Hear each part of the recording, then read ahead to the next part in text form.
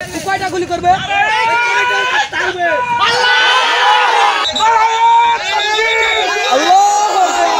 দেখাচ্ছে আপনাদের সেই ছবি।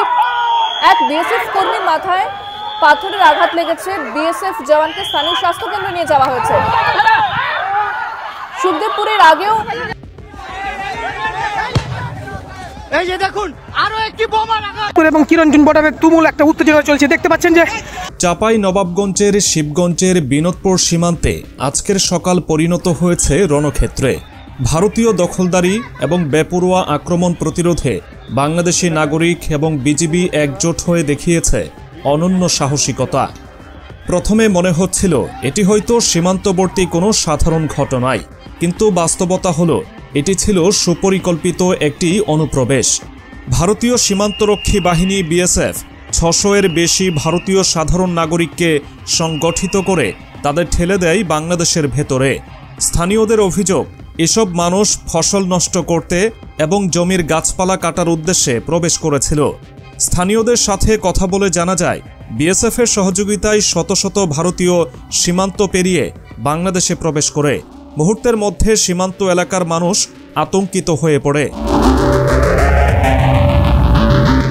তবে আতঙ্কের মাঝেও বাংলাদেশের সাধারণ জনগণ এবং বিজিবি যে সাহসিকতার পরিচয় দিয়েছে তা রীতিমতো প্রশংসা দাবিদার।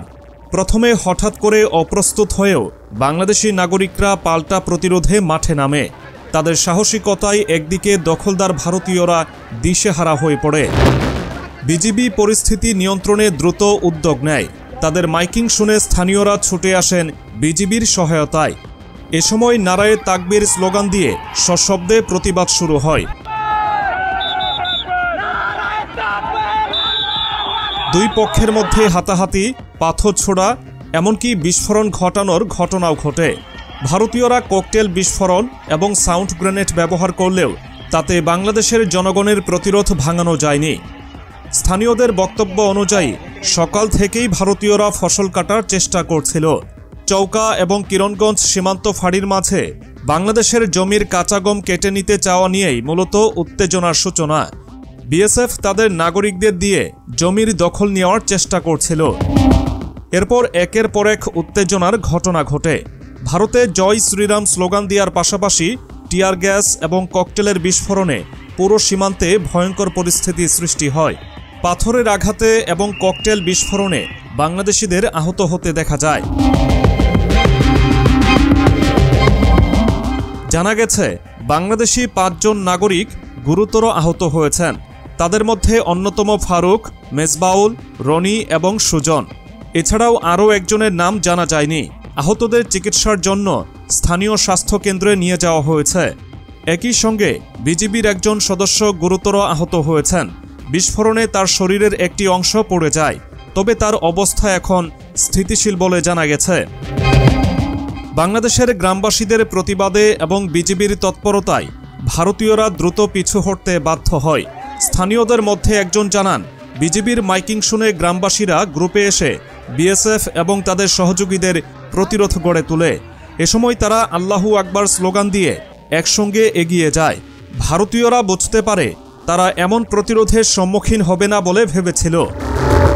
ভারতীয়দের পিছু হটার সময় কাটা ফসল এবং গাছের ডালপালা সীমান্ত এলাকায় ফেলে রেখে পালায় তারা। সীমান্তে এমন দুঃসাহসিক প্রবেশে দেশ জুড়ে ক্ষোভ তৈরি হয়েছে। বিকেল নাগাদ বিজিবি এবং বিএসএফের মধ্যে একটি পতাকা বৈঠক অনুষ্ঠিত হয়। ভারতীয় পক্ষ বিষয়টিকে সামান্য ভুল বলে উল্লেখ করে ক্ষমাসুন্দর দৃষ্টিতে দেখার অনুরোধ জানিয়েছে। তবে ঘটনায় বাংলাদেশ সরকারের সঙ্গে কূটনৈতিক পর্যায়ে আলোচনা হওয়ার সম্ভাবনা রয়েছে। বর্তমানে সীমান্তে শান্তিপূর্ণ পরিস্থিতি বজায় থাকলেও স্থানীয় বাসিন্দারা এখনও আতঙ্কিত। গ্রামবাসীদের কথায় স্পষ্ট, তারা এই ধরনের হামলার পুনরাবৃত্তি হতে দিতে চান না। বিজিবি আরও সতর্কতার সঙ্গে পরিস্থিতি পর্যবেক্ষণ করছে এবং যে কোনো হামলা প্রতিহত করতে প্রস্তুত আছে। ভারতের এমন দুঃসাহসিক পদক্ষেপ কেন? সীমান্তে উত্তেজনার সূত্রপাত কি কেবল গম কাটার মতো একটি সাধারণ ঘটনা, নাকি এর পেছনে আছে কোনো গভীর ষড়যন্ত্র? গত এক দশক ধরে এই সীমান্তে উস্কানি, অনুপ্রবেশ এবং গুলি ছোড়ার মতো ঘটনা মাঝে মাঝেই শিরোনামে উঠে এসেছে। কিন্তু এবার যা ঘটেছে তা শুধুমাত্র সীমান্ত দ্বন্দ্ব নয়, বরং একটি সুপরিকল্পিত কার্যক্রম বলে মনে করছেন বিশেষজ্ঞরা। জানতে পারা গেছে, বিনোদপুর সীমান্ত দীর্ঘদিন ধরেই টার্গেটে রেখেছে ভারতীয় পক্ষ। সীমান্তবর্তী এই এলাকাটি কৌশলগতভাবে গুরুত্বপূর্ণ হওয়ায় বিএসএফ মাঝে মধ্যেই ছোটখাটো উস্কানি দেয়। বাংলাদেশের এই এলাকার অধিকাংশ মানুষ কৃষিকাজের উপর নির্ভরশীল। সীমান্ত লাগোয়া জমিগুলোর নিয়ন্ত্রণ নেওয়া হলে বাংলাদেশি কৃষকদের জীবনযাত্রায় যে বড় ধরনের সমস্যা সৃষ্টি হতে পারে তা বুঝতে সমস্যা নেই।